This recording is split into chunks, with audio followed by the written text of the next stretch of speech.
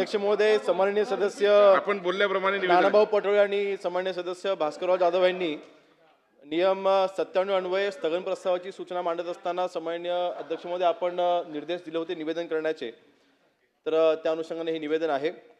दिनांक 23/6/2026 रोजी रात्री 11:50 सुमारास चर्चगेट नालासोपारा लोकलमध्ये प्रथम श्रेणी डब्यात प्रवास करत असताना दरवाजा बंद करण्याच्या कारणावरून मयंक लोहार व रोशन सुवर्णा यांच्यात वाद झाला. सदर घटनेवेळी इतर प्रवाशांनी आरोपीस समजावून मयंक लोहार यास दुसऱ्या दरवाजाजवळ उभे केले होते, परंतु आरोपीने रागाच्या भरात अत्यंत अनपेक्षितपणे बॅगेतून चाकू काढून मयंक लोहार याच्यावर जीवघेणा हल्ला केल्यावर त्याच्या पोटात व छातीवरती 3-4 वार केले. सदरची घटना अत्यंत इतर प्रवाशांसाठी अत्यंत अनपेक्षित व धक्कादायक होती. तसेच आरोपीने चाकूचा धाक दाखवून इतर प्रवाशांना मयत इसमास कोणत्याही प्रकारची मदत देण्यापासून रोखले होते. दरम्यान सदर local Borivali police station Borivali railway station फलाट क्रमांक 6 वर थांबण्यासाठी गती कमी झाली असता आरोपी चालू गाडीतून फलाटावर उतरून पळून गेला. त्यानंतर इतर प्रवाशांनी आणि पोलिसांनी गंभीर जखमी झालेल्या मयंकला शताब्दी रुग्णालयात दाखल केले, मात्र डॉक्टरांनी त्याला तिथे मृत असे घोषित केले. याबाबत मयंक लोहार याचे वडील रमेश लोहार यांनी दिलेल्या तक्रारीनुसार बोरिवली रेल्वे पोलीस ठाणे मुंबई येथे 24/6/2026 रोजी तक्रार दाखल केली. त्यानुसारून आपण कलम 103(1) अन्वये आपण गुन्हा दाखल केला आणि CCTV फुटेजेस आणि आपण ह्या CCTV फुटेज तपासत असताना आपण FIR चा देखील आपण तिथे वापर केला. निवेदन होत आहेत ना, बोला. आपण CCTV फुटेज मार्फत आपण फेशियल रेकग्निशन सिस्टमचा आपण उपयोग केला आणि 15 तासाच्या आत आपण त्याला अटक केली आणि त्याच्यावरती आपण कारवाई देखील केलेली आहे. एकंदरीत अध्यक्ष महोदय आपल्याला एक गोष्ट लक्षात घेतली पाहिजे. मुंबईच्या लोकलमधून दिवसाला 75 ते 80 लाख प्रवासी हे प्रवास करतात आणि अर्थातच इतक्या मोठ्या संख्येने जेव्हा प्रवासी प्रवास करत असताना ह्यांच्यावरती मॉनिटरिंग मॅन्युअली ठेवणं हे इम्प्रॅक्टिकल आहे.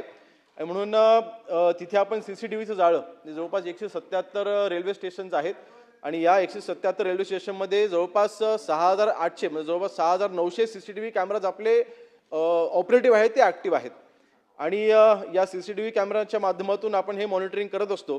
जवळपास 20 पोलीस स्टेशनमध्ये या बाबतीत आपण 24/7 म्हणजे एकही मिनिट तिथे आपण मॉनिटरिंग आपण कधी बंद करत नाही. या आणि हे डेडिकेटेड पोलीस स्टेशन्स आहेत, या CCTV कॅमेराच्या माध्यमातून आपण त्याचे मॉनिटरिंग करतोय. नंबर 1. नंबर 2, अध्यक्ष महोदय यामध्ये निवेदनावरती हरकत घेता येत नाही. अध्यक्ष महोदय घेता येत नाही. बरं, निवेदनावर हरकत घेता येत नाही. बरं, निवेदन होऊ द्या.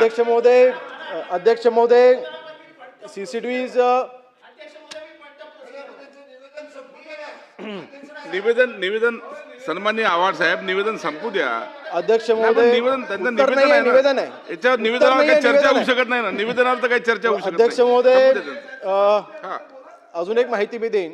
आपण शेवटी लोहमार्ग पोलीस आयुक्तालयाच्या अंडर जवळपास 4,185 ही पदं ही मंजूर आहेत आणि कारण ह्या सगळ्या शंका उपस्थित केल्या गेल्या होत्या, म्हणून हा खुलासा होणं देखील आवश्यक आहे की तिथे मॅनपॉवर नाही आहे किंवा स्ट्रेंथ तिथे कमी आहे.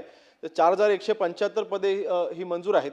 त्यापैकी 3,408 पदे ही आपण तिथे भरलेली आहेत, ते कार्यरत आहेत आणि त्याला ॲडिशनल म्हणून जवळपास 2,000 होमगार्डचे आपण तिथे पदं मंजूर केलेली आहेत. 150 MSFची पदं आपण मंजूर केलेली आहेत. त्याच्यापैकी 2,000 पैकी 1,520 होमगार्ड ॲक्टिव्ह आहेत, ते कार्यरत आहेत आणि 150 पैकी 112 MSF जवान हे तिथे कार्यरत आहेत. आणि अध्यक्ष महोदय याच्यामध्ये विशेष म्हणजे CCTVच्या बाबतीमध्ये मगाशी जो मी उल्लेख केला त्याच्यामध्ये आता आपण नवीन तंत्रज्ञानाचा आपण वापर देखील आपण करायला सुरुवात केली, ते म्हणजे फेशियल रेकग्निशन कॅमेराज आपण आता बसवलेले आहेत, ज्याच्या आधारे आपण या आरोपीला आपण 15 तासाच्या आत आपण अटक देखील केली, त्याला पकडलं देखील. तर हे CCTV कॅमेराजची संख्या देखील वाढवण्यासाठी आपण केंद्र सरकारला देखील आपण पत्रावर केलेलं आहे, कारण शेवटी इन्फ्रास्ट्रक्चर हे त्यांच्यावर पण तिथे CCTVचं उभं केलं जातं, तर तो देखील पत्रावर आपण केलेला आहे. अध्यक्ष म्हणजे प्रमुख मुद्दा जो आहे तो स्कॅनिंगचा, की त्या बॅगमध्ये त्यांनी चाकू कसा आणला आणि तो इतक्या सोपपर्यंत कसा शिरला. तर नाना भाऊ, आपल्याला कल्पना आहे की मी मगाशी जसा उल्लेख केला, 75 ते 80 लाख प्रवासी प्रवास करतात दररोज मुंबईच्या लोकलमधून. अर्थातच सगळ्या 80 लाख प्रवाशांचं आपण स्कॅनिंग करणं इम्प्रॅक्टिकल आहे. सरकार कोणाचे असू द्यात, ते इम्प्रॅक्टिकल आहे. ह्याच्यामध्ये मॉनिटरिंग आपण कसं करतो, ज्या ज्या ठिकाणी आपल्याला संशयित जर का कोणी आढळत असेल तर त्यांच्या आपण तिथे स्कॅनिंग आपण करतोय किंवा त्यांच्या पण बॅगा आपण तपासतोय. ह्या बॅगा तपासत असताना आता प्लॅटफॉर्मवरती जे जर का आपण कोण आपला संशयित आढळतं, आपण त्यांना देखील आपण त्यांच्या देखील आपण तपासणी करतो. रेल्वे डब्याच्या आतमध्ये देखील आपली जी पोलीस फोर्स आहे त्यांचे देखील तिथे आपण सरप्राईज आपण तिथे काही स्कॅनिंग वगैरे आणि तिथे देखील आपण तपासणं आपण वेळोवेळी आपण करत असतो. अर्थातच ही घटना प्रिव्हेंटिव्ह, या घटनेच्या अनुषंगाने काही प्रिव्हेंटिव्ह ॲक्शन देखील घेणं आवश्यक आहे. त्याच्यामध्ये पहिल्यांदा CCTVची संख्या वाढवणं आणि गस्ती वाढवणं, ह्या 2 गोष्टींवरती आपण आता भर आपण देणार आहोत. एकंदरीत महिलांच्या सुरक्षिततेच्या बाबतीमध्ये देखील इथे प्रश्नचिन्ह उपस्थित केले गेले. मी आपल्याला सांगेन की विशेष म्हणजे महिलांच्या डब्यामध्ये तिकडे आपले जे पोलीस अधिकारी जे तैनात असतात किंवा महिलांच्या बाबतीमध्ये सुरक्षितता ही आपली प्रायोरिटी असताना आपण जवळपास रात्री 9 ते सकाळी 6 वाजेपर्यंत, जो आपल्याला माहिती आहे की अतिशय एक संवेदनशील वेळ असं त्याला म्हणता येईल, तर आपल्या जवळपास 218 लोकलचे आपण ग्रुप तयार केलेले आहेत जे याच्यावरती मॉनिटरिंग करत असतात. आणि प्रत्येक ट्रेनमध्ये 4 सुरक्षा कर्मचारी आपले हे तिथे त्यावेळेसमध्ये हे तैनात असतात आणि ते ह्या पूर्ण महिलांच्या डब्यामध्ये अनुचित प्रकार घडणार नाही ह्याची ते काळजी घेत असतात. एकंदरीत अध्यक्ष महोदय, ह्यामध्ये 2-3 गोष्टी आपण इथे प्रामुख्याने आपण करतोय. आपण रिसेंटली आपण एक हेल्पलाईन देखील चालू केलेली आहे, 1512 म्हणजे 1512 अशी हेल्पलाईन आहे. ह्या वर्षीचा आकडा मी आपल्याला सांगेन की या हेल्पलाईनवरती जवळपास 1,56,000 कॉल आलेले आहेत आणि यामार्फत आपण जवळपास 4 कोटी, म्हणजे आपल्याला माहिती आहे की चोरीचे देखील प्रकार हे रेल्वेमध्ये मोठ्या प्रमाणात घडत असतात. आपण 56,000 प्रवाशांचे आपण जवळपास 4,36,00,000 आपण हे परत त्यांना मिळवून देण्यामध्ये आपण यशस्वी झालेलो आहोत. तसंच ह्या वर्षी आपण 303 गुन्हेगारांवरती आपण तडीपारीची कारवाई आपण रेल्वे पोलिसांच्या मार्फत आपण केलं ह्या वर्षी, म्हणजे हे वर्ष अजून पूर्ण देखील झालेलं नाहीये. आणि अध्यक्ष महोदय, यामध्ये तडीपारी देखील आपण केलं आणि जवळपास 117 आरोपींवरती ड्रग्ज आणि तिथे मद्यप्रशासन केलेल्यांच्या देखील मद्यप्राशन देखील आपण तिथे आपण कारवाई केलेली आहे. आणि ॲक्सिडेंटल स्पॉट्स मी या निमित्ताने माहिती देईन की आपल्याकडे मुंबई लोहमार्ग पोलीस आयुक्तालयाकडून 0 डेथ मिशन हे एक अभियान आपण राबवतोय. या अभियानाच्या अंतर्गत वरिष्ठ पोलीस अधिकाऱ्यांच्या मार्फत आपण सर्वेक्षण केले आणि 63 असे आपण हॉटस्पॉट आपण निश्चित केलेले आहे की ज्या ठिकाणी अपघात हे जास्त प्रमाणात घडत आहेत.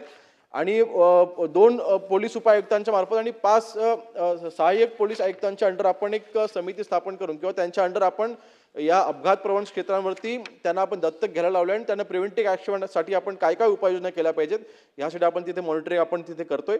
आणि विशेष म्हणजे अपघात झालेल्यांच्या प्रवाशांना तिथे वेळेत उपचार मिळण्यासाठी आता ही आपण अतिशय महत्त्वाची बाब आपण करतोय.